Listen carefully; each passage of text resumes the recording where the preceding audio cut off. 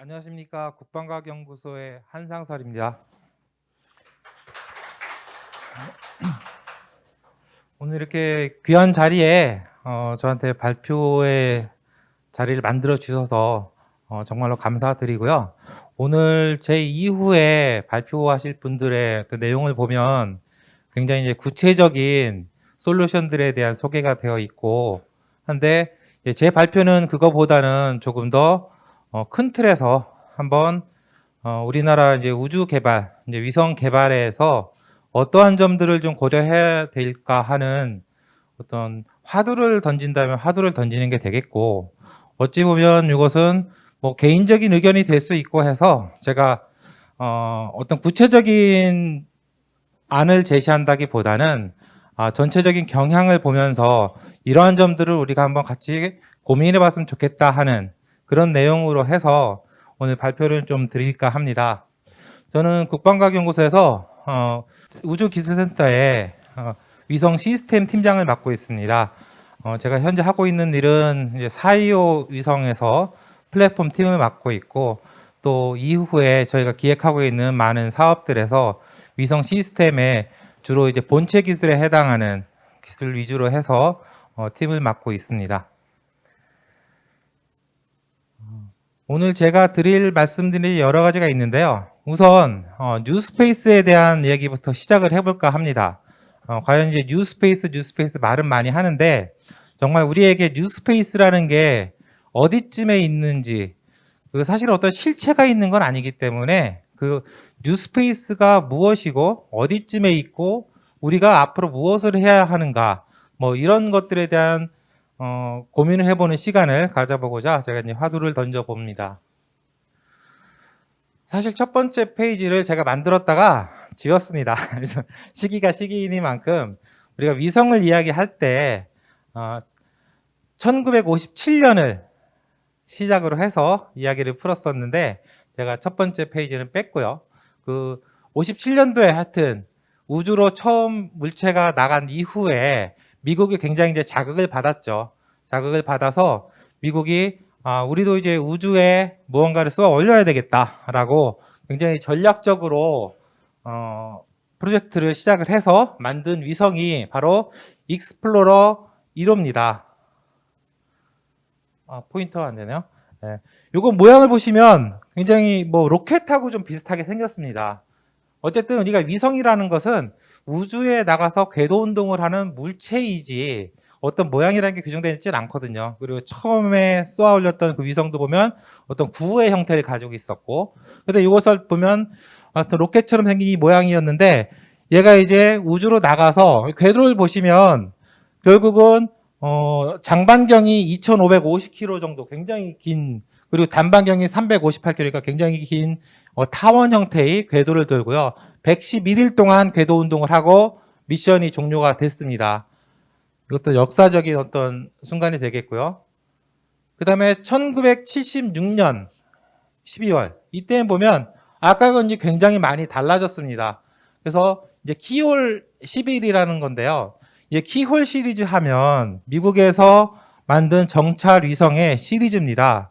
근데 이 키홀 위성은 뭐 지금 굳이 제가 예를 든 건 첫 번째 키홀 11의 첫 번째 발사가 1976년 12월이었던 거고요. 이 이전에도 키홀 위성들이 시리즈가 쭉 발사가 되어 왔고, 이 이후에도 많은 키홀 시리즈가 발사됐고 지금도 운영을 하고 있습니다. 근데 여기서 가지는 역사적인 의미는 뭐냐 하면은 최초의 디지털 광학 영상 위성이라는 겁니다. 그럼 그 이제는 뭐였지? 하면 필름입니다.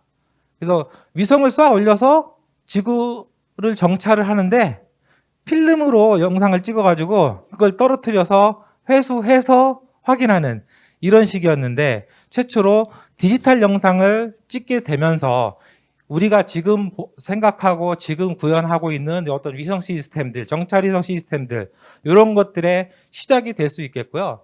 참고로 또 여기에 들어간 이 광학 위성의 퀄리티가 어느 정도냐 하면, 이 키홀 위성은 이제 국방 쪽에서 운용을 하고 있었는데 이거를 이제 창고에 이렇게 재고로 가지고 있었던 이 위성을 나사에 줬더니 나사에서 딱 받아보니까 야, 이거 굉장히 좋은데 하면서 이제 허블 우주망원경을 이걸로 해야 되겠다. 이렇게 할 정도로 굉장히 고퀄리티의 광학 위성이 되겠습니다. 그리고 이제 우리는 1992년에 비로소 우리나라 최초의 위성이 올라가죠. 우리별 1호가 올라갑니다. 이때 물론 뭐 우리 손으로 다 만든 건 아니지만 어쨌든 우리의 이름으로 올린 첫 번째 위성이 되겠고, 뭐든지 하여튼 처음이 어렵고 처음이 중요하죠.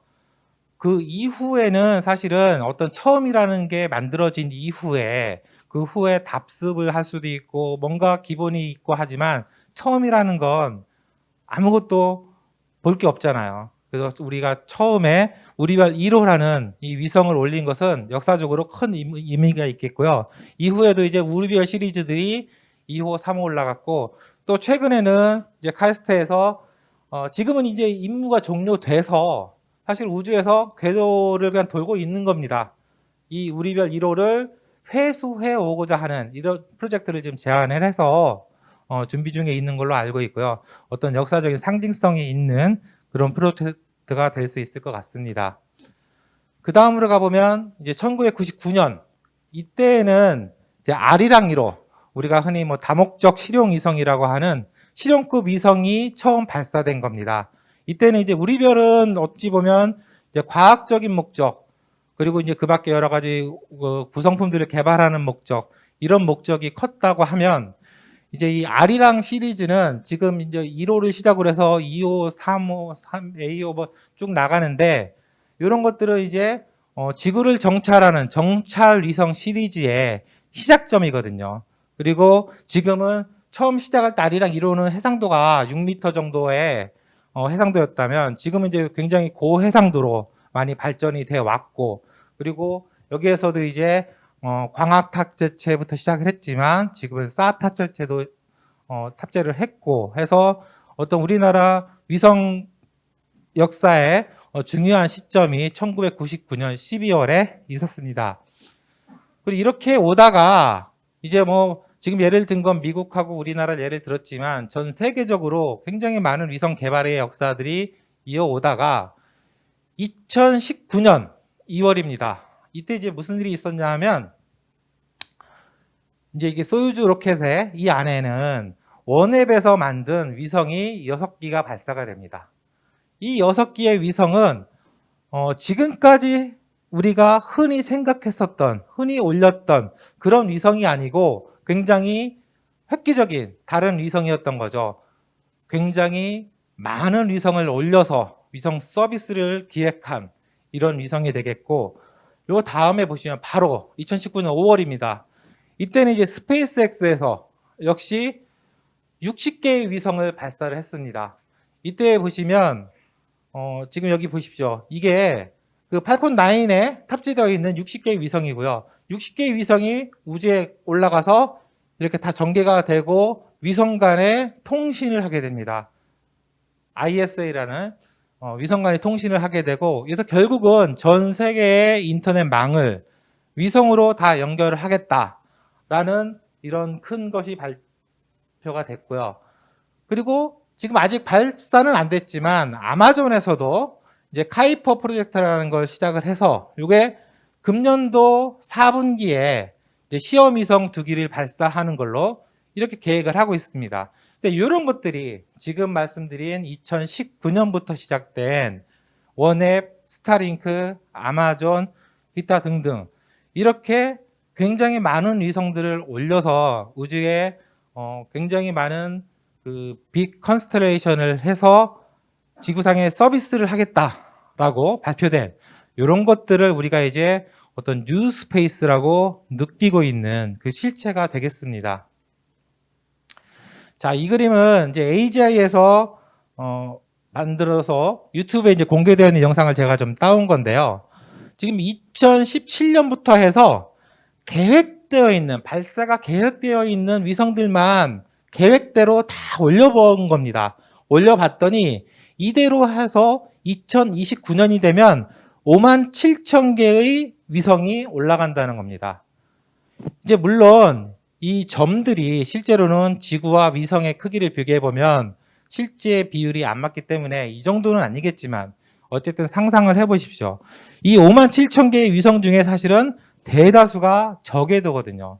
이 저궤도에 빽빽하게 이렇게 위성들이 올라가는 이런 계획되어 있고요. 그리고 지금 이것은 현재 계획되어 있는 위성들만 올리는 거고 이제 앞으로 계획이 또 계속 늘어납니다. 그래서 그 많은 위성들이 계속 우리 우주에 이렇게 올라간다는 이것이 우리 피부에 이제 와닿고 있는 어떤 뉴스페이스의 실체입니다.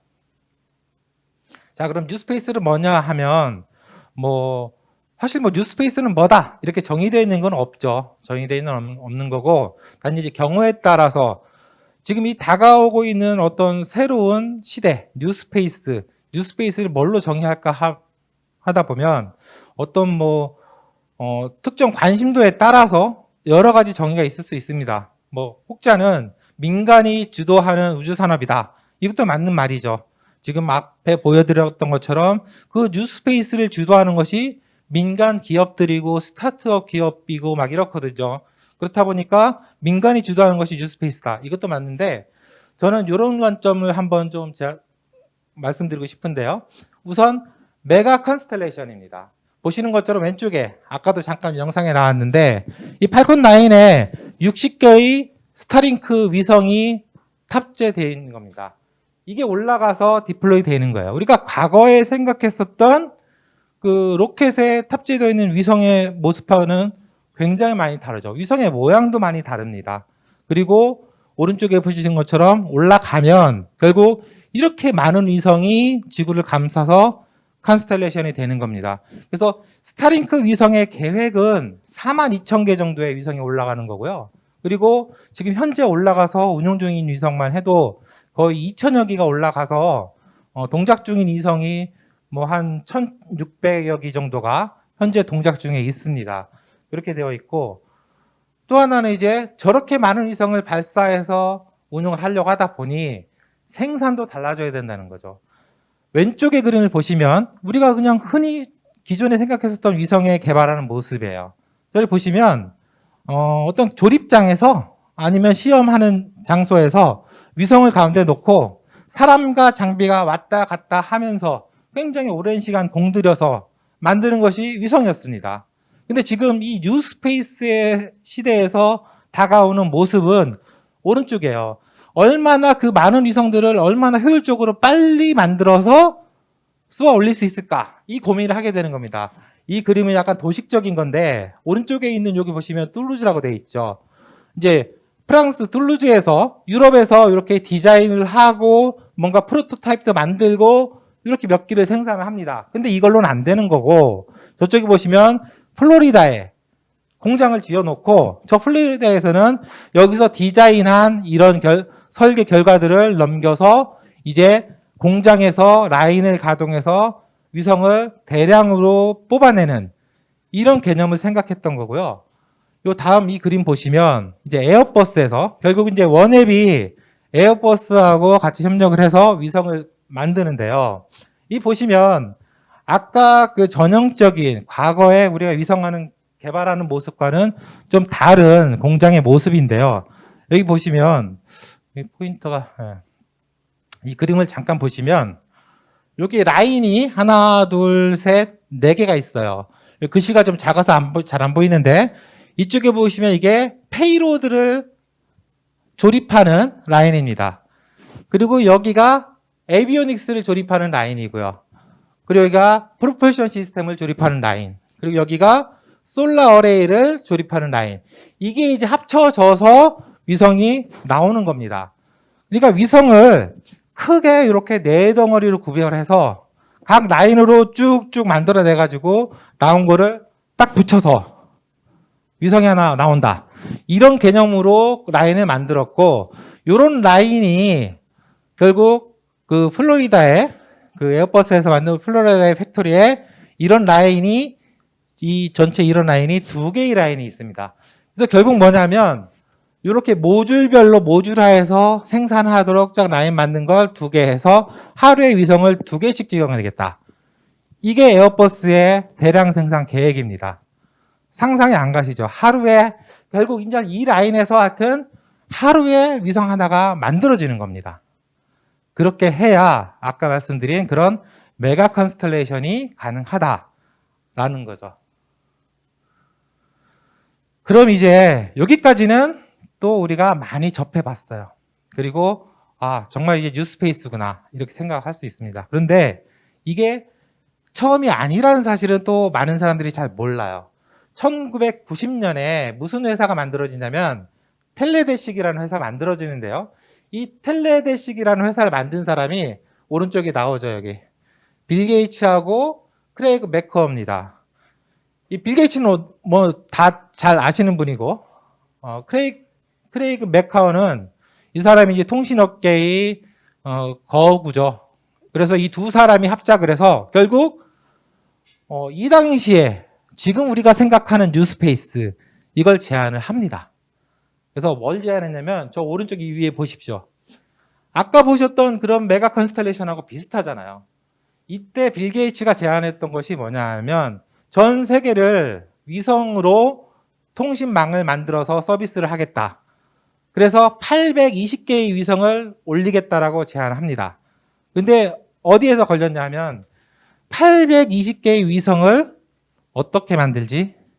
그게 왜 필요하지? 정말 필요한가? 서비스를 할 게 뭔가? 이렇게 해서 이 사업 안에 대한 어떤 검증이 굉장히 어려워졌고 결국은 투자 유치하기가 너무 힘들었던 거예요. 그래서 결국은 820개가 아니고 280개로 줄입니다. 280개로 줄였는데 그거조차도 결국 설득이 안 돼서 결국은 2002년도에 이 사업을 접습니다. 자, 그러면 이때는 왜 그렇게 해서 실패를 하고 접었는데 지금은 실제로 이제 스타링크가 막 올라갔잖아요. 그리고 아까 말씀드린 그런 것이 기획 안에 불과한 게 아니라 실제로 이제 실체가 보이고 될 것 같거든요. 공장도 막 지어져서 찍어내고 있고. 자, 그게 뭐가 가장 차이점이 있냐라고 생각하면 결국은 비즈니스 모델이 이때에는 확실한 비즈니스 모델이 만들어지지 못했다는 겁니다. 경제적인 면도 어려웠고 그렇지만 지금은 확실한 비즈니스, 서비스 하려고 하는 서비스 모델이 확실하게 만들어져 있고 그리고 생산할 수 있는 시설, 기술 이런 것들이 다 뒷받침되다 보니까 경제적인 타산도 맞고 그래서 저 때에는 안 됐지만 지금은 우리가 느끼고 있는 그 뉴스페이스가 실체로 다가올 수 있다는 겁니다.